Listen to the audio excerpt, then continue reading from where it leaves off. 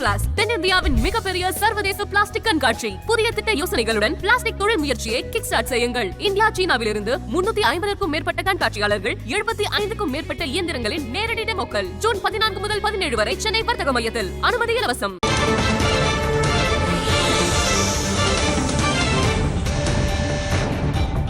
அண்மை செய்தியை பார்க்கிறோம். விக்கிரவாண்டி இடைத்தேர்தலில் தேமுதிக புறக்கணித்திருக்கிறது. அண்மை செய்தியாக பார்க்கிறோம். விக்கிரவாண்டி இடைத்தேர்தலை புறக்கணிப்பதாக தேமுதிக அறிவித்திருக்கிறது.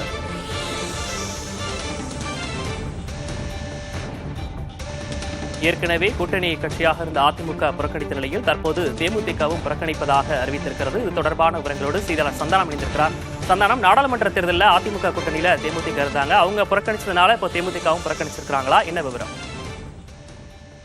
விக்னேஷ், விக்கிரவாண்டி இடைத்தேர்தலை அதிமுக புறக்கணிப்பதாக அறிவித்திருந்த சூழல்ல தற்போது தேமுதிகவும் இடைத்தேர்தலை புறக்கணிப்பதாக அறிவித்திருக்கின்றனர்.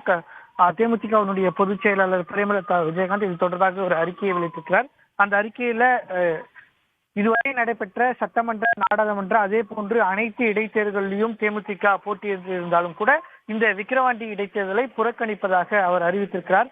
அதற்கு காரணம் என்பது தேர்தல்கள் என்பது ஜனநாயக ரீதியாக நேர்மையாக நடக்க வேண்டியவை என்றும், இன்றைய காலகட்டத்தில் ஆட்சியர்களின் அதிகாரத்தால் தேர்தல்கள் தவறாக நடத்தப்படுகிறது என்றும், இந்த இடைத்தேர்தல் மீது நம்பிக்கை இல்லாத காரணத்தினால இந்த தேர்தலை புறக்கணிப்பதாக அவர் தெரிவித்திருக்கிறார். குறிப்பாக பார்த்தா இந்த தேர்தல் மீது நம்பிக்கை இல்லாத காரணத்தினால் உழைப்பு, நேரம், பணம் அனைத்தும் வீரியம் செய்ய விரும்பவில்லை என்றும், எங்கள் தொண்டர்களின் உழைப்பை வீணடிக்க விரும்பாத காரணத்தால் தேமுதிக இந்த விக்கிரவாண்டி இடைத்தேர்தலை புறக்கணிக்கிறது என்று தெரிவித்திருக்கிறார். அதே போன்ற இன்றைய ஆட்சியரின் கரங்களில் தேர்தல் என்கின்ற ஜனநாயகம் மிகப்பெரிய கேள்விக்குறியாக்கப்பட்டுள்ளது என்றும், ஜனநாயக நாட்டில் நாம் வாழ்கின்றோம் என்று நாம் பெருமையாக சொல்லிக் கொண்டாலும் ஜனநாயகம் என்பது இன்றைக்கு கேள்விக்குறியப்பட்டுள்ளது என்பதை ஒட்டுமொத்த மக்களும் கழகத்தினரும் அறிவார்கள் என்றும், எனவே இந்த விக்கிரவாண்டி இடைத்தேர்தலை புறக்கணிப்பதாக தற்போது தேமுதிக அறிவித்திருக்கிறது.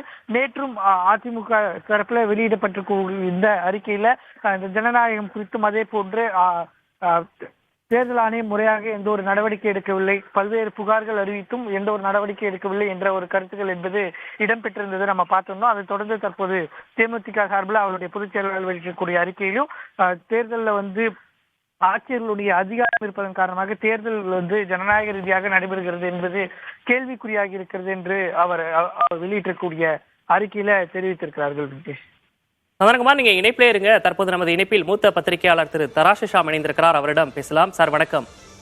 வணக்கம் சார், ஏற்கனவே அதிமுக இந்த இடைத்தேர்தலில் போட்டி இல்லை அப்படின்னு சொல்லி புறக்கணிச்சிருந்தாங்க. இப்போ கூட்டணி நாடாளுமன்ற தேர்தலில் கூட்டணி அமைச்சிருந்த தேமுதிகவும் இப்போ புறக்கணிப்பு செஞ்சிருக்காங்க. இது சரியான முடிவுதான் நீங்க பார்க்குறீங்களா? அவங்க பல்வேறு காரணங்களும் சொல்லியிருக்காங்க, அது சரிதானா? காரணங்களை பொறுத்தவரையில் அரசியல் தான், அதுல ஒன்றும் சந்தேகம் இல்லை.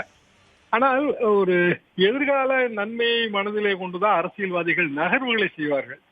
அப்படி இருக்கும்போது அதிமுக புறக்கணித்ததுல எனக்கு ஒன்றும் பெரிய ஆச்சரியம் இல்லை. தேமுதிக இயல்பாக அதிமுக என்ன ரூட்டோ அந்த ரூட்ல தான் போக முடியும். ஒரு பெரிய விசித்திரமான ஒற்றுமை என்னன்னா, 2009 5 இடைத்தேர்தல்கள் வந்தன. மொத்தம் 2009, 2010 காலகட்டத்தில் 9 இடைத்தேர்தல், அதுல 5 ஒட்டுமொத்தமா வந்துச்சு. இந்த 5ஐயுமே புறக்கணிச்சு ஜெயலலிதா தலைமையிலான அதிமுக. ஆனா அதுல கெயின் ஆனது யாருன்னா போட்டிட்டது. அந்த வாக்கு சதவீதம் உயர்ந்தது, அதாவது வாக்கு கிடைத்தது. தேமுதிக ஒரு சக்தியாக மாறி 2011 ஒரு பொதுவாக இந்த இடைத்தேர்தலில் செய்கிற நகர்வுகள் எல்லாமே எதிர்கால கூட்டணிகளை மனதில் வைத்துதான். ஒரு காலகட்டத்தில் எம்ஜிஆர் அவர்கள் 1981 இடைத்தேர்தலை புறக்கணித்தார். அப்போது அவர் முதலமைச்சர், அதிமுக ஆளுங்கட்சி. திருப்பத்தூர்ல இடைத்தேர்தல் வரும்போது காங்கிரஸ் கேண்டிடேட் இறந்ததுனால இடைத்தேர்தல் வருது. எம்ஜிஆர் அவர்கள் என்ன சொன்னார்கள்?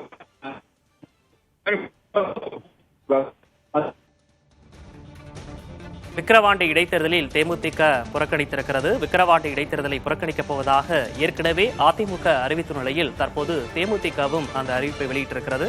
அண்மை செய்தியாக பார்த்து வருகிறோம். விக்கிரவாண்டி இடைத்தேர்தலை புறக்கணிப்பதாக தேமுதிக சார்பாக கட்சியின் சேர்ந்த பிரேமலதா விஜயகாந்த் அறிக்கை வெளியிட்டிருக்கிறார்.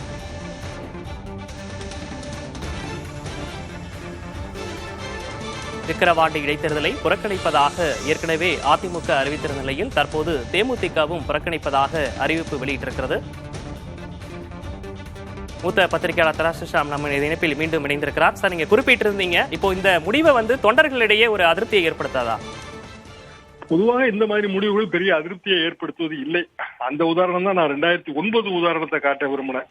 2009 வந்தவாசி, திருப்பத்தூர் உள்ளிட்ட பல தொகுதிகளுக்கு, அதுல குறிப்பாக பர்கூர் ஜெயலலிதா போட்டியிட்ட தொகுதி, தொண்டாமுத்தூர், இளையாங்குடி, கம்பம், சிறுவைகுண்டம், இதெல்லாம் ஆகஸ்ட் மாதம் இடைத்தேர்தல் வந்துச்சு. அதிமுக போட்டியிடல. ஆனால் அதற்கான வாய்ப்பு யாருக்கு கிடைச்சதுன்னா தேமுதிகவுக்கு கிடைச்சது. தேமுதிக 2009 போட்டியிட்டு ஒரு 10% ஓட்டு வாங்கியிருந்தது. இந்த தொகுதிகளில் அவங்க போட்டியிட்டு ஓட்டு சதவீதத்தை கூட்டினாங்க.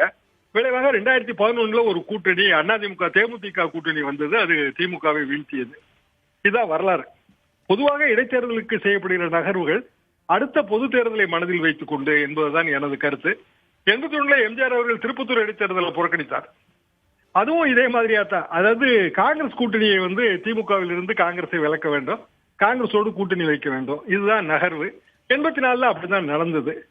எனவே இது எதை நோக்கி போகிறது என்றால், திமுகவுக்கு எதிராக ஒரு அணியை கட்டமைப்பதற்கு ஒரு முயற்சி நடக்கிறது. கண்டிப்பாக தேமுதிகவுடனும் பேசியிருப்பார் எடப்பாடி பழனிசாமி அவர்கள், பாமகவுடனும் பேசியிருப்பார். பேசாமல் இந்த நகர்வு சாத்தியமல்ல. நேரடியாக பாரதிய ஜனதாவோடு கூட்டணி வைக்க முடியாது இப்போதுள்ள நிலைப்பாட்டிலே. ஒரு வகையில் பார்த்தால் இது பாரதிய ஜனதாவோடு மறைமுக கூட்டணி தானே. இணைப்பில் உங்களுடைய கருத்துக்களை பகிர்ந்து கொண்டமைக்காக நன்றி திரு தராசிஷா. கூடுதல் விவரங்களை வழங்கியமைக்காக நன்றி சந்தனகுமார்.